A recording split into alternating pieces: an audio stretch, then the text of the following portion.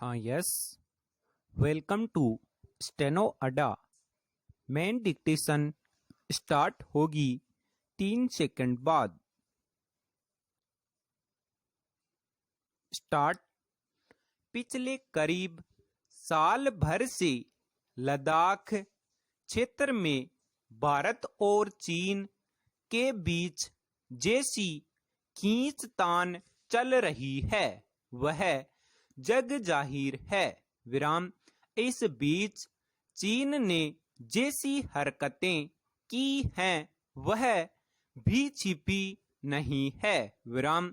जब भी भारत ने सख्त रुख अख्तियार किया और विश्व जनमत इससे सहमत होता दिखा तब चीन ने दिखावे के लिए अपने कदम पीछे हटाने की बात की। विराम।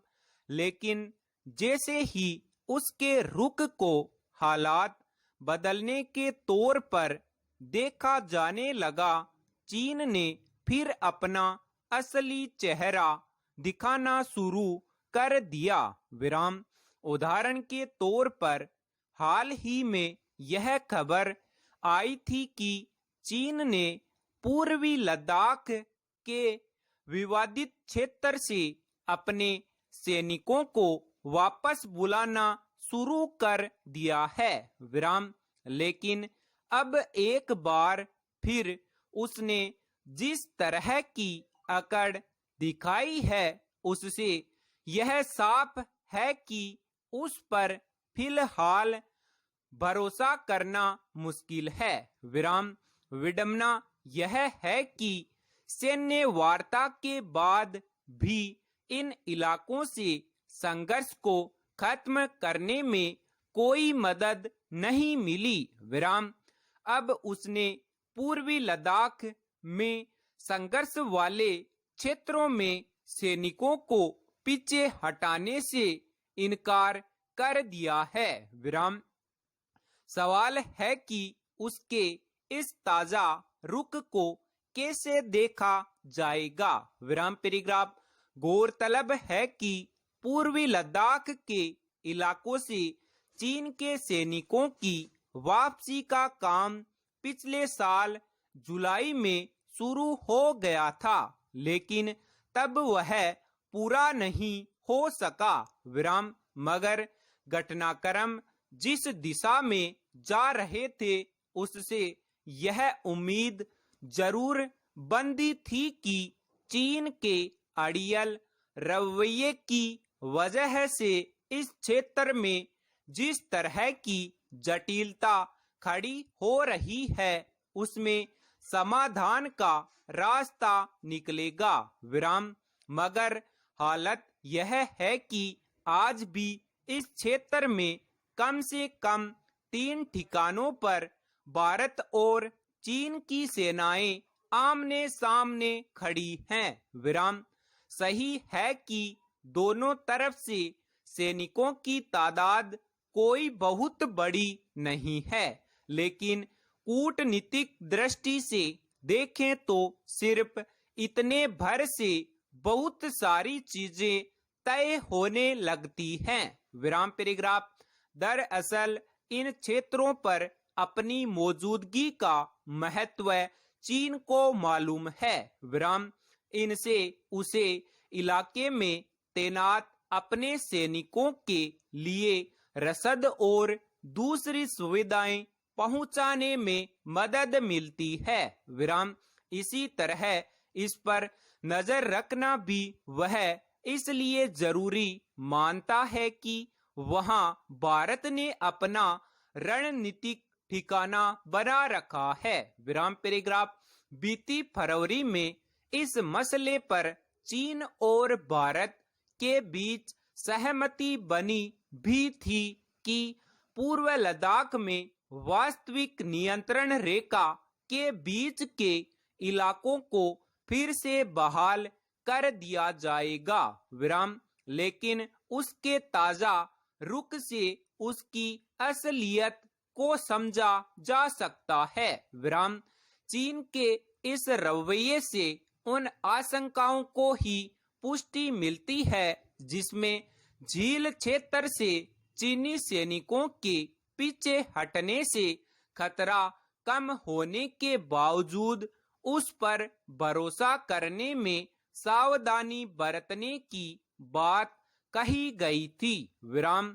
सवाल है कि आखिर चीन अपने इस तरह के रुख से क्या हासिल करना चाहता है। विराम पैराग्राफ। हालांकि ऐसे तमाम मौके सामने आते रहे हैं जब सही यही साबित हुआ कि उस पर पूरी तरह भरोसा करना जोखिम का काम है। विराम।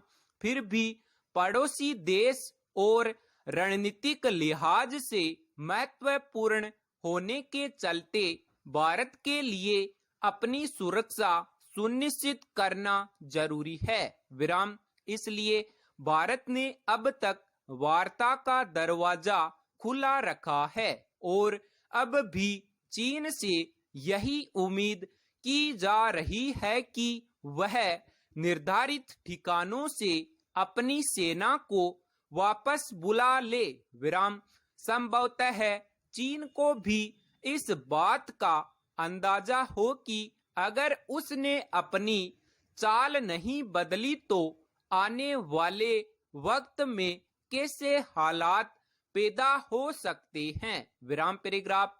विदेशी टीकों को मंजूरी देने की प्रक्रिया में सरकार ने जो बदलाव किया है वक्त को देखते हुए उसे उचित भी कहा जाएगा। विराम। अब तय यह हुआ है कि विदेशी टीकों को मंजूरी नामंजूरी का फैसला 3 दिन में होगा। विराम। इस फैसले के पीछे मकसद यही लगता है कि दुनिया की प्रमुख टीका निर्माता कंपनियां भारत आएं और उत्पादन शुरू करें। विराम। इस समय भारत सहित दुनिया भर में टीकों की मांग तेजी से बढ़ रही है। विराम। देश में ही रोजाना करोड़ों टीके चाहिए। विराम। ऐसे में उत्पादन बढ़ाए बिना टीकों की पूर्ति संभव नहीं हो सकती। विराम। और उत्पादन तभी बढ़ेगा जब ज्यादा से ज्यादा कंपनियां बाजार में मौजूद हों। विराम। सिर्फ 1-2 कंपनियों के सहारे यह काम संभव नहीं है। विराम।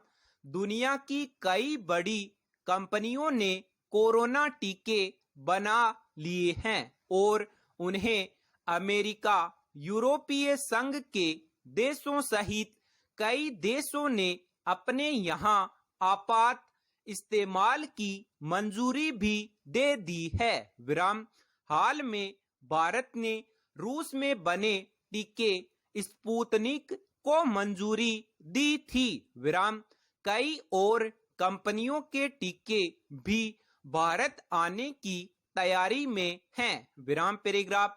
किसी भी देश में विदेशी टीके और उसके परीक्षण को मंजूरी देने की प्रक्रिया काफी लंबी और जटिल होती है। विराम।